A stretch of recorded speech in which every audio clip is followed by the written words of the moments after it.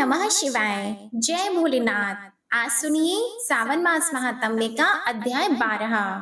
महादेव जी देवी पार्वती जी से कहते हैं, सोमेश्वर से ईशान कोण में वरारोहा देवी से पूर्व भाग में परम उत्तम सर्वेश्वर देव विराजमान हैं। उनके समीप भक्ति पूर्वक जाकर मनुष्य अणिमा आदि सिद्धियां प्राप्त करता है। सर्वेश्वर की स्थापना सिद्धों ने की है। जो मानव भक्ति पूर्वक उनका दर्शन करता है वह सब पातकों से मुक्त होकर सिद्ध लोक में जाता है। काम, क्रोध, भय, लोभ, राग, मात्सर्य, ईर्ष्या, दंभ, आलस्य, निद्रा, मोह, अहंकार ये सिद्धि में विघ्न डालने वाले दोष हैं। सिद्धेश्वर के पूजन से इन सब दोषों का नाश हो जाता है। ऐसा जानकर प्रयत्न पूर्वक वहाँ की यात्रा करें। सिद्धेश्वर के पूर्व भाग में थोड़ी ही दूर पर कपिलेश्वर लिंग प्रतिष्ठित है, जिसके दर्शन मात्र से सब पापों का नाश हो जाता है। प्राचीन काल में कपिल नाम से प्रसिद्ध एक राजर्षि हुए हैं। उन्होंने वहाँ बड़ी भारी तपस्या करके उत्तम सिद्धि प्राप्त की और शिवलिंग की स्थापना करके मेरी समीपता पाई है।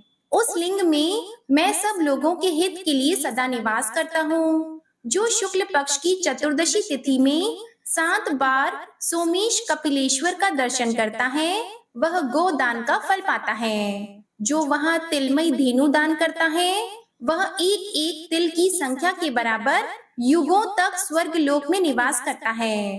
दंड पाणीश्वर से निकट ही गंधर्वेश्वर नाम से प्रसिद्ध उत्तम शिवलिंग है। गंधर्व राज धन वाहन ने वहां कठोर तपस्या करके उस शिवलिंग को स्थापित किया है। उसकी पुत्री गंधर्व सेना ने भी वहां शिवलिंग की स्थापना की है। जो मनुष्य पवित्र होकर यत्न पूर्वक गंधर्वेश्वर का पूजन और दर्शन करता है वह गंधर्व लोक में जाता है। जो उत्तरायण आने पर अग्नि तीर्थ में स्नान करके गंधर्व पूजित उस शिवलिंग का पूजन करता है वह मोक्ष को प्राप्त होता है।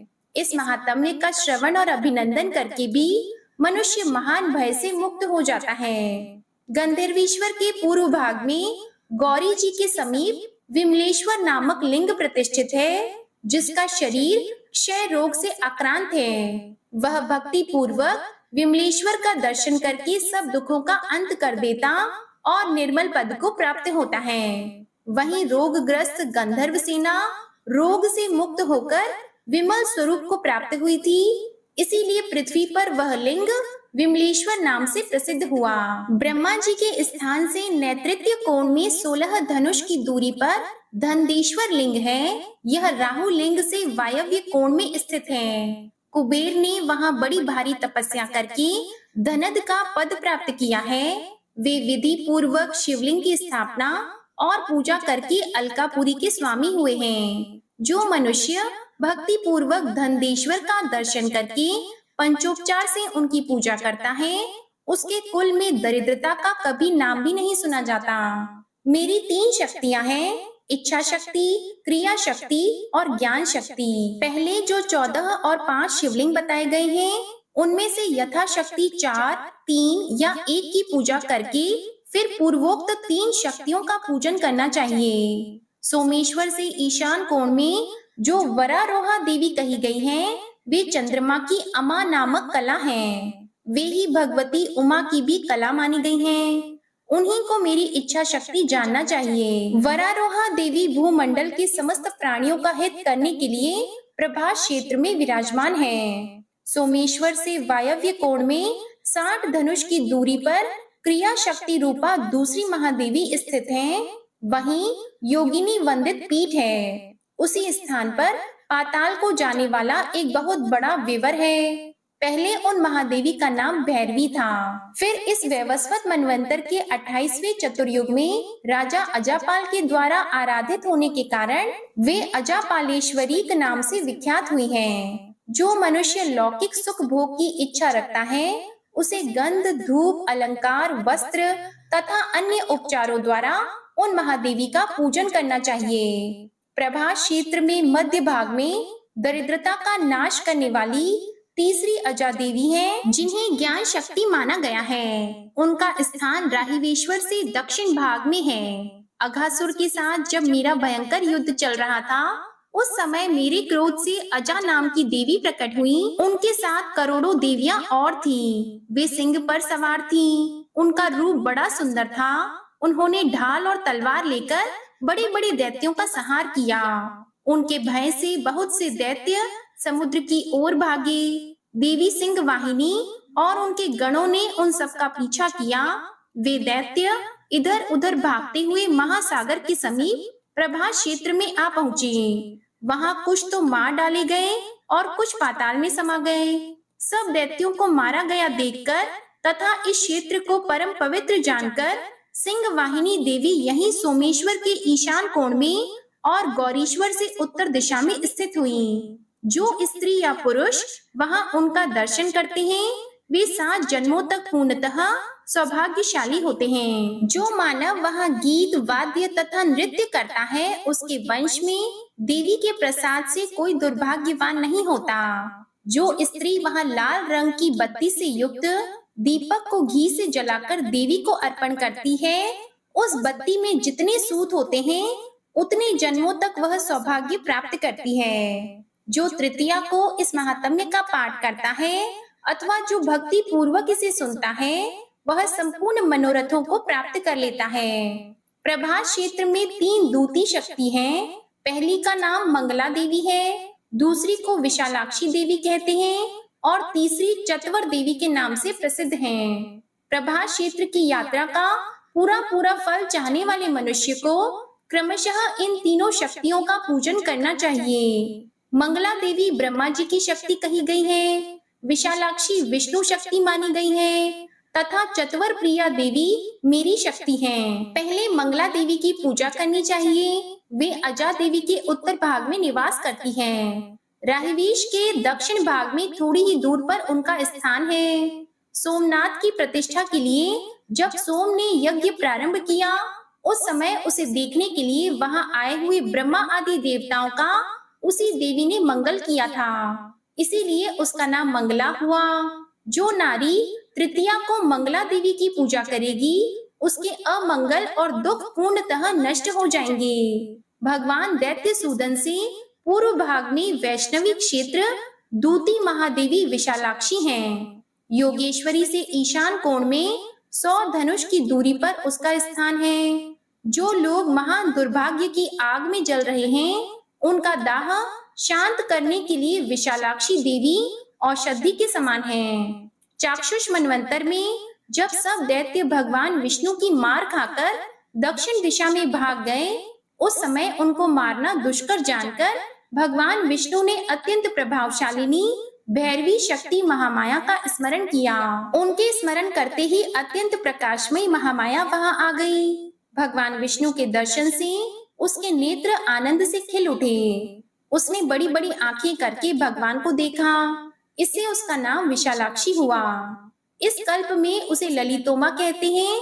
जो माघ मास में तृतीया तिथि को विधि पूर्वक उसका पूजन करता है उसके वंश में कोई भी संतानहीन नहीं होता।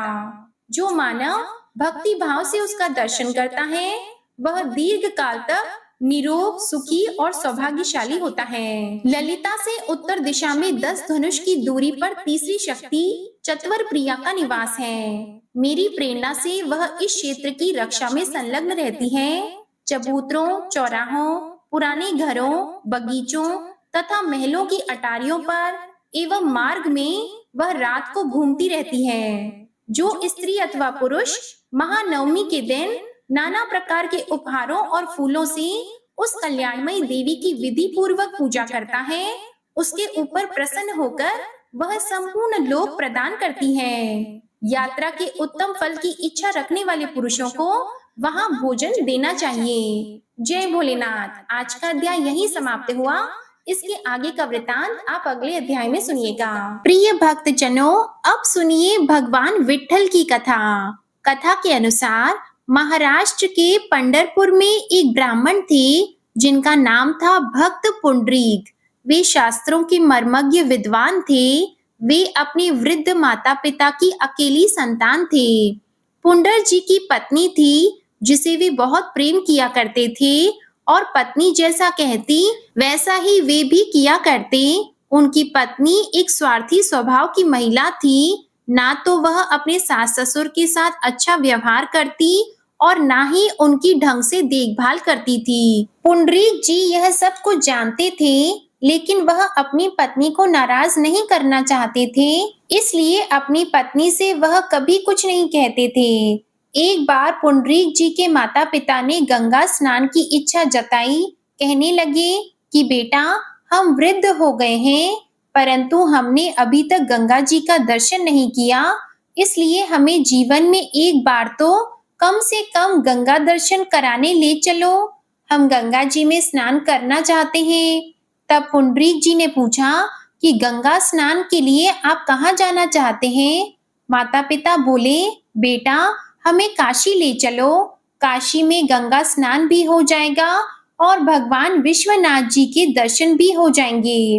वापसी में काशी से प्रयागराज आ जाएंगे, तो वहीं पर त्रिवेणी संगम में स्नान करके फिर अपने घर लौट आएंगे। पुंडरीक जी ने सोचा, माता पिता तो वृद्ध हैं, अब यह कह रहे हैं तो इनकी बात मान लेते हैं। पुंडरीक जी ने हामी भर दी। जब उनकी पत्नी को यह बात पता चली कि वे माता पिता के साथ गंगा स्नान के लिए जा रहे हैं, तब तो उनकी पत्नी बहुत नाराज हो गई और पुंडरीक जी से बोली कि आपने माता पिता को गंगा स्नान के लिए लेके जाने से पहले मुझसे क्यों नहीं पूछा? मैं भी आपके साथ चलूंगी। पुंडरीक जी बोले, चलो, यह तो बहुत अच्छी बात है। हमें भी तुम्हारा वियोग नहीं सताएगा और मार्ग में बड़े आनंद से चलेंगे। पत्नी बोली, लेकिन मैं तो बहुत सुकुमारी हूँ, इतनी लंबी यात्रा मैं भला कैसे करूंगी? चलने से मेरे पैरों में छाले भी पड़ जाएंगे। तब पुंडरीक जी बोले, फिर बताओ तुम कैसे चलोगी? पत्नी बोली, मैं आपके कंधे पर चढ़कर चलूंगी। पुंडरीक जी को अपनी पत्नी से बहुत प्रेम था और वे उसकी हर बात मानते थे, उसे बिल्कुल भी नाराज नहीं कर सकते थे। तो वे अपनी पत्नी से बोले कि कोई बात नहीं, रास्ते में तुम थोड़ा सा चल लेना और जब थक जाओ तो मैं तुम्हें अपने कंधे पर बिठा लूंगा।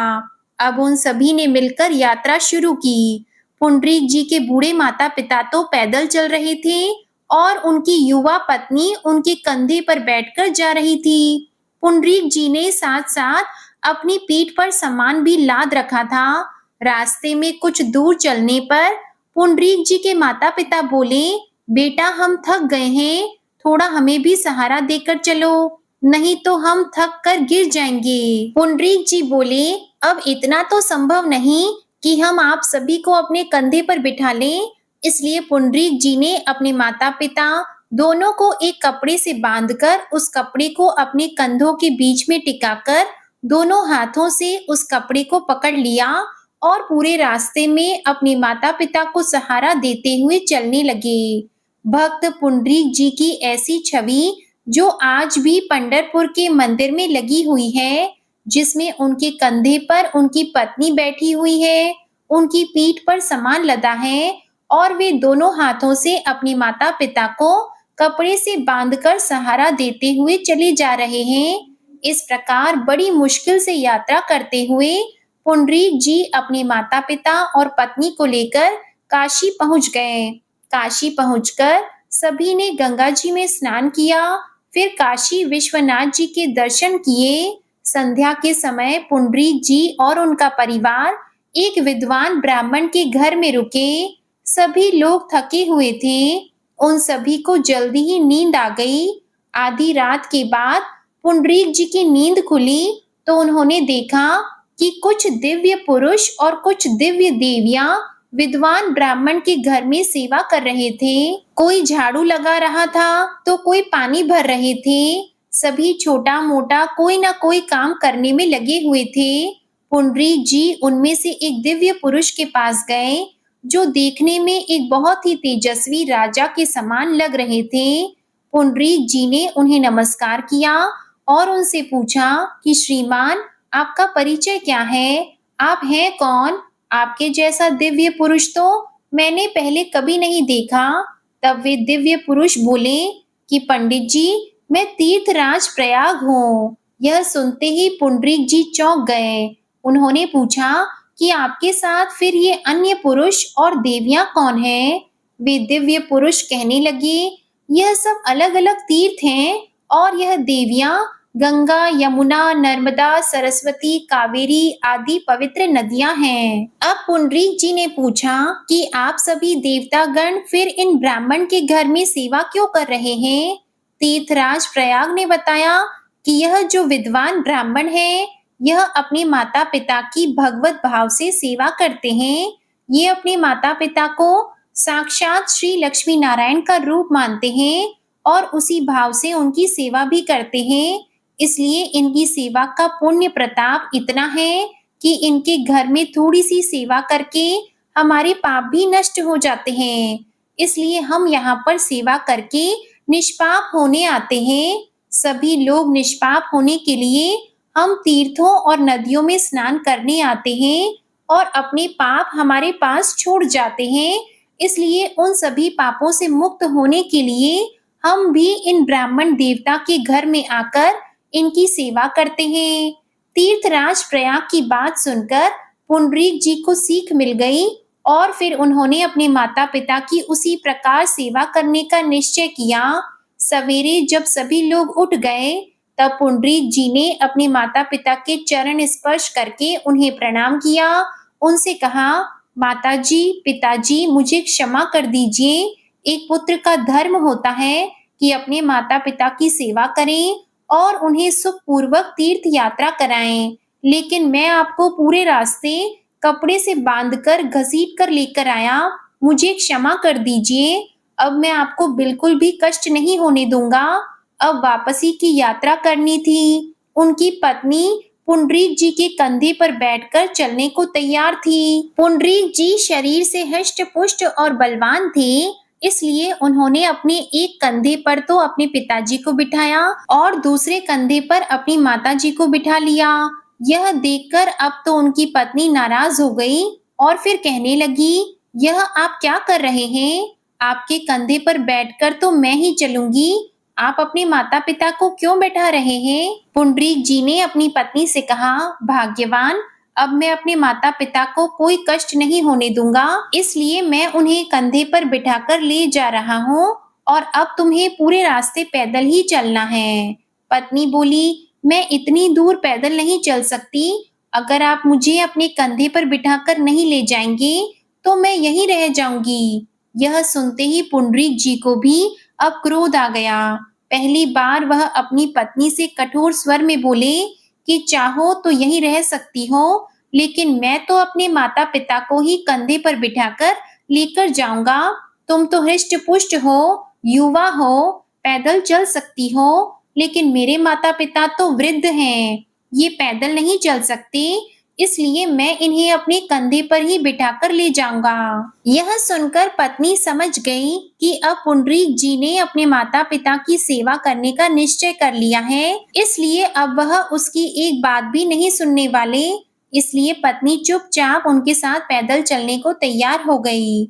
इसके बाद पुंडरीक जी ने भी अपनी पत्नी को कड़े शब्दों में यह कह दिया कि आज से मैंने अपने माता पिता की सेवा करने का जो निश्चय किया है, अगर तुम उसमें मेरी सहयोगी बन सको तो ही हमारे साथ चलो, नहीं तो हमें तुम्हारी कोई आवश्यकता नहीं। तुम यहीं रह सकती हो और हम अकेले ही हमारे माता पिता की सेवा कर लेंगे, क्योंकि आज से हमने अपना बचा हुआ जीवन अपने माता पिता की सेवा में समर्पित करने का निश्चय किया है। यह सुनकर अब तो पुंडरीक जी की पत्नी की अकल ठिकाने आ गई। फिर उसने पुंडरीक जी का हर काम में साथ देने का भी वचन दिया। इस प्रकार वे सब लोग पंढरपुर वापस आ गए। घर आने के बाद पुंडरीक जी बड़े प्रेम से अपने माता पिता को श्री लक्ष्मी नारायण का साक्षात स्वरूप मानकर सच्चे मन से उनकी सेवा करने लगे। उनकी पत्नी भी इस काम में अब उनका साथ देने लगी। बहुत दिनों तक माता पिता की सेवा करते करते पुंडरीक जी की पितृ भक्ति सिद्ध होने लगी। उनकी इस भक्ति पर भगवान श्री नारायण रीझ गए। एक दिन भगवान श्री नारायण की भक्त पुंडरीक जी से मिलने की इच्छा हुई तो वे वैकुंठ लोक से पुंडरीक जी से मिलने जाने लगे। तभी लक्ष्मी जी बोल उठी कि प्रभु, आप कहाँ जा रहे हैं? श्री नारायण बोले, देखो लक्ष्मी जी, बुरा मत मानना, अगर कोई कहीं जा रहा हो तो पीछे से उसे कभी नहीं टोका करते।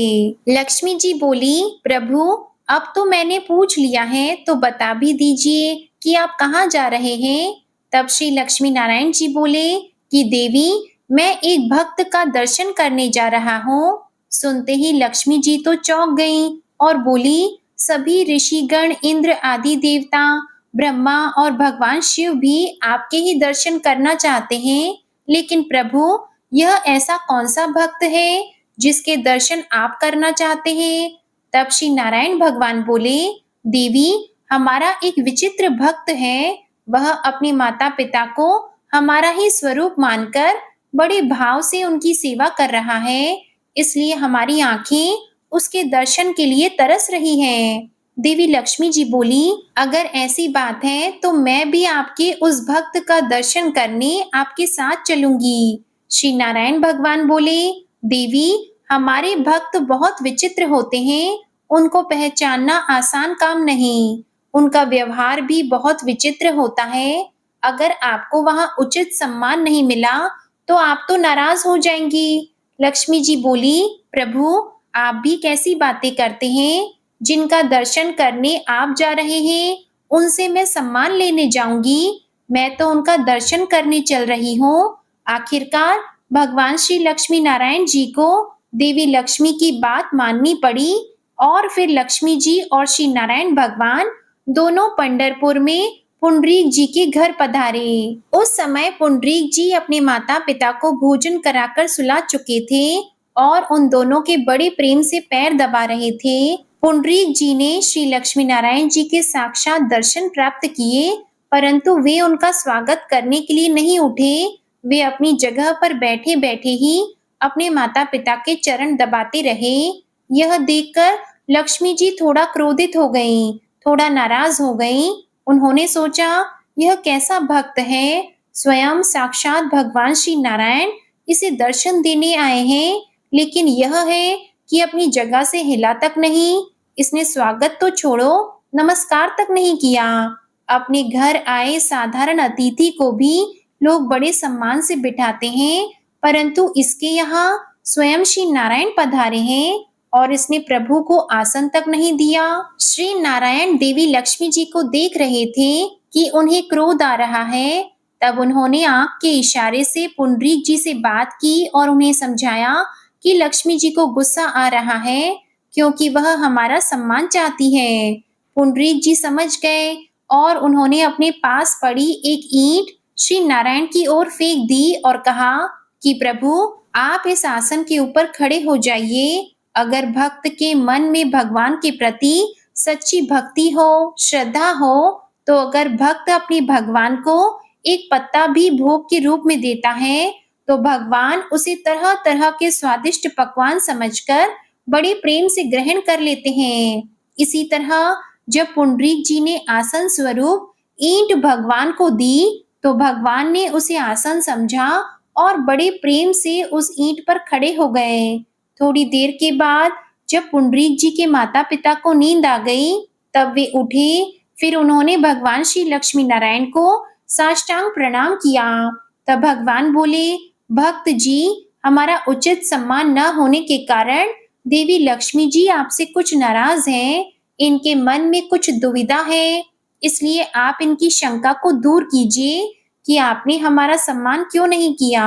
पुंडरीक जी बोले, प्रभु, आप बुरा मत मानिएगा, हमने तो आपको बुलाया नहीं, तो आप यह बताइए कि आप हमारे घर पर क्यों आए हैं। तब भगवान श्री नारायण बोले कि तुम्हारी जो अपनी माता पिता के प्रति भक्ति है ना, उस भक्ति से रीझ कर हम प्रसन्न हैं और तुम्हारे पास इसीलिए तुमसे मिलने आए हैं।